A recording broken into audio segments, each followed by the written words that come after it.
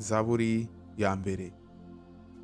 Hahirwa umuntu udakurikiza imigambi y'ababi, ntahagarare mu nzira y'abanyabyaha, ntiyicarane n'abakobanyi. Ahubwo amategeko y'Uwiteka niyo yishimira, kandi amategeko ye niyo yibwira ku manywa na nijoro. Uwo azahwana n'igiti cyatewe hafi y'umugezi, cyera imbuto zacyo igihe cyacyo. Ibibabi byacyo ntibyuma, icyo azakora cyose kizamubera cyiza. Ababi ntibamera batyo, ahubwo bahwana n'umurama utumurwa n'umuyaga.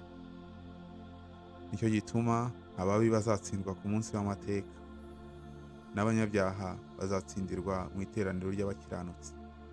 Kuko Uwiteka azi inzira y'abakiranutsi, ariko inzira y'ababi izarimbuka.